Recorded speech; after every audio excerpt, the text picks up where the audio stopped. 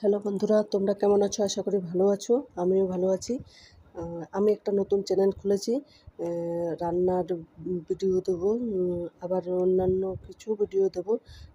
তোমরা সবাই সাপোর্ট করো আর আমার পাশে থেকো আর লাইক সাবস্ক্রাইব করে দিও।